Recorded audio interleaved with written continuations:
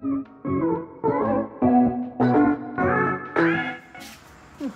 dengan helmet barunya. Beli untuk New Year Tapi sayang, besar lagi kalau kau pakai. Saya apa ni? M. Buat kopi oh. Bagi nampak tinggi lah. Bagi nampak tinggi. Wah.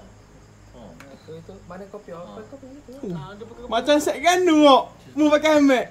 Orang pakai semua togok kok. Tidak semua awak ke? Tidak semua. Cuba jago pakai Titan dulu. Lemah dah busuk kau. Ni aku pun tak faham kenapa ada yang mak repek jenis tak suka basuh padding. Kau nak jaga tak nak rosak. Pok dah perit bau. Pok perit bau. Aku tanya lah. Tak payah bawa, tak payah basuh. Pok padding bu. Yeah. Pada bau macam babi lah padding tu. Ambil apa ye? Oh ada gini. Oh harap ni. Pakai polis ni. No finishing, aku jual dengan RM35. Kalau korang nak, korang boleh mesej. Okay, mesej kau. Berapa nombor telefon kau? Oh lama. Tak apalah, nantilah aku share. Aku letak dalam Shopee barang pre-order lambat sikit. So takih kena polis. So dia pakai polis aku minta RM3 untuk penggunaan polis ni. Macam tu lah. Bisnes kan? Bukan bisnes lah, tolong-tolong sambil. So takih boleh sembuh. Boleh sembuh lah. Polis. Nah, tak payah, kita ada spine polish ni. Spine polish ni harga dia RM8.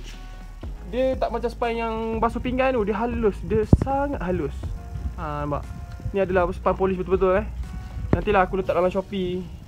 Sorry lah tak tu. Nanti korang kena, aku malas lah mesej aku, korang kena beli dekat Shopee aku. Itulah dia sampai. Ni dulu.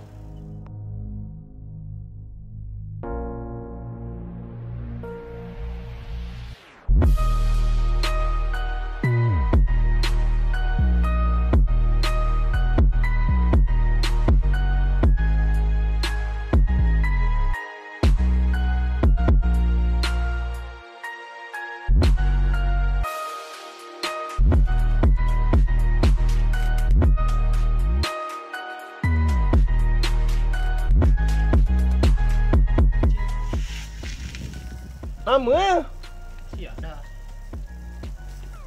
Masa nak buat apa ni? Padding. Pergilah. Helmet tinggal mati tadi. Lama nak boleh-boleh pulang.